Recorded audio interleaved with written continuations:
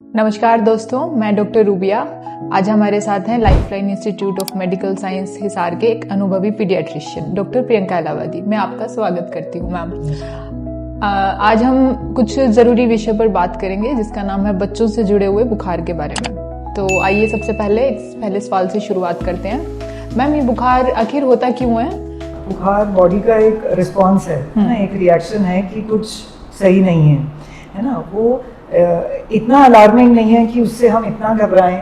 It is something जो हमें एक तो इंडिकेशन दे रहा है, दूसरा there are number of ways जिससे आप उससे इंफॉर्मेशन ले सकते हो, है ना। तो बुखार बॉडी का एक तरीका है अपना तापमान बढ़ाने का, दैट इज फीवर। और कितनी वैल्यू को मैम हम बुखार मानते हैं?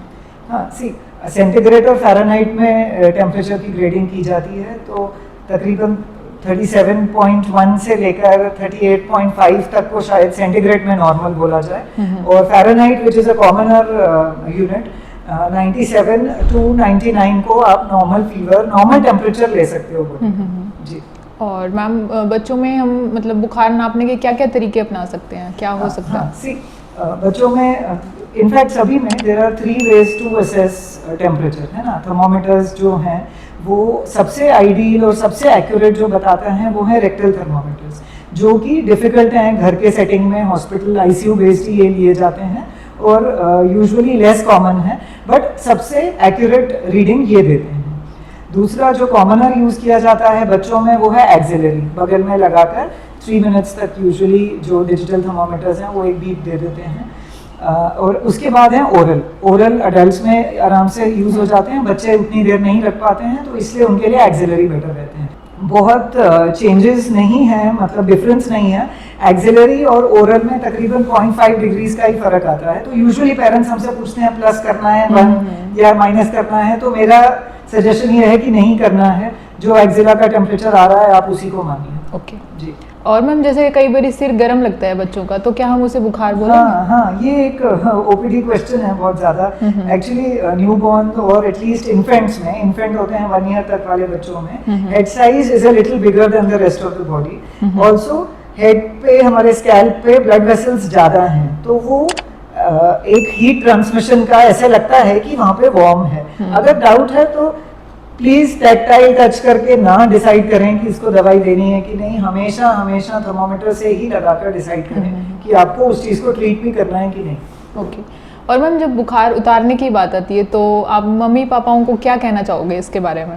हाँ, पेरेंट्स को सबसे पहले तो पैनिक नहीं करना है ना, क्योंकि फीवर, हम कहते हैं कि पीडियाट्रिक्स में बच्चों की बीमारियों में फीवर को एक इमरजेंसी मान लिया जाता है, जो कि नहीं है। आप आराम से घर पे इसको बेसिक अपनी इमरजेंसी को टाल सकते हैं, विच इज़ आप एनवायरनमेंट थोड़ा कूल करें। Parents usually fan, AC, cooler बंद कर देते हैं, वो ना कीजिए।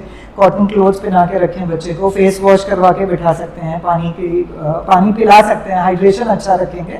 This is apart from medications, but ये बेसिक काम है जो पेरेंट्स घर पे कर सकते हैं। हाइड्रेशन मेंटेन करना, एनवायरनमेंट कूल रखना, बच्चे को कूल कपड़े पहनाना। ओके मैम, बुखार कम करने की हम कौन सी दवाइयाँ मतलब यूज़ कर सकते हैं डेली रूटीन में? जो कॉमन मेडिसिन तो सभी को ही पता भी हैं आजकल इतनी, और ओवर द काउंटर ही मिल जाती हैं, बिना डॉक्टर के प्रिस्क्रिप्शन के मिल जाती हैं, which is not a very good scenario in our country.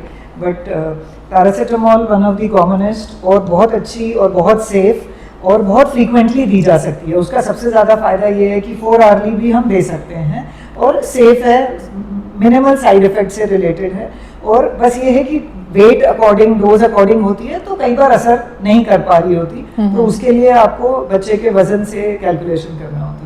Okay ji. और मैम, इन दवाइयों के कुछ side effects? Then there are other medications like mefenamic acid. हाँ, पैरासीटामोल के अलावा मेफेनेमिक एसिड, आइबुजेसिक, है ना। मेफेनेमिक अगेन एक अच्छा ऑल्टरनेटिव है जो फीवर जल्दी उतारता है। जब 100-203 पे होता है तो पैरासीटामोल थोड़ा स्लो उतारता है, ये अच्छा और जल्दी उतारता है, बट अगेन उतना फ्रीक्वेंटली नहीं दिया जा सकता जितना पैरासीटामोल दिया जा सकता है। सेम इज फॉर आइबुजेसिक, एक अच्छा ऑल्टरनेटिव है जल्दी फीवर उतारने के लिए। आपका नेक्स्ट क्वेश्चन, हाँ, साइड इफेक्ट्स के लिए मिनिमल तो पैरासीटामोल में ही बोलूँगी। मेफेनेमिक और आइबुजेसिक दोनों को ही थोड़ा ध्यान से इसलिए देना है कि कई बार प्लेटलेट काउंट जिन फीवर्स में पहले ही कम हो रहा होता है, Ibugesic is known to cause और प्लेटलेट डिप कराते हैं, तो थोड़ा सा अलार्मिंग हो जाता है, पता नहीं कि फीवर से हो रहा है ना हमारा दवाई से अगर हम ज़्यादा दे दें तो। और दूसरा तीनों ही थोड़ा सा गैस्ट्राइटिस कराते हैं, पेट दर्द खाली पेट में देंगे तो तीनों ही करा सकते हैं वो तो उस हिसाब से आपको कुछ खाया हुआ हो बच्चे ने तो दें तो बेटर रहेगा। मैम ये दवाइयों के अलावा जैसे कई बार हाइड्रोथेरेपी, उसके बारे में आप क्या कहेंगे? हाँ, हाइड्रोथेरेपी अगेन एक सिंपलर तरीका है, घर पे तरीका है, पेरेंट्स अपना सकते हैं इसको, जिसमें आपने टैप वाटर, टेपिड वाटर मतलब जो ठंडा नहीं हो और जो गर्म नहीं हो, ऐसे पानी से बच्चे का हाइड्रोथेरेपी करना है। क्लॉथ भिगोकर बच्चे को वाइप करना है और माथे पे रख के छोड़ नहीं देना है, उससे फीवर उतरने में कोई फायदा नहीं होएगा, आपको बार बार चेंज करना है। और सिर्फ फोरहेड पे नहीं रखना है, आप आर्म्स पे, लेग्स पे, बैक पे बच्चे को आराम से ये लगा सकते हैं, जिससे कि टेम्परेचर रिड्यूस होने में हेल्प मिलती है। मैम बच्चों को मतलब बुखार के समय खाने पीने का क्या ध्यान रखना चाहिए? Nutritious home cooked food, light food दीजिए और हाइड्रेशन अच्छा रखिए, पीने को जो उनको पसंद है वो उस टाइम पर दीजिए, क्योंकि फीवर, हाई फीवर छोटे बच्चों में अपने आप में डिहाइड्रेशन जैसी कंडीशन करवा सकता है। जी, इन सब के बाद मैम हम बुखार के बारे में बात कर रहे हैं तो उसको उतारना ज़रूरी क्यों है? हाँ exactly, see apart from the fact कि उस वक्त बच्चा तंग हो रहा है, child is not feeling well, ये तो एक रीज़न है ही कि आपने इसको कम करने की कोई तरीका अपनाना है। बट दो इम्पोर्टेंट और हैं इसमें कि एक है डिलीरियम। बड़े बच्चों को जब हाई फीवर होता है तो वो ज़्यादा बोलने लगते हैं, वो अलार्मिंग नहीं है, वो कोई सीरियस चीज़ नहीं है, बट स्कैरी है कि बच्चा सडनली बहुत बोल रहा है, विच इज़ डिलीरियस बोलते हैं, जो हाई फीवर में हो सकता है।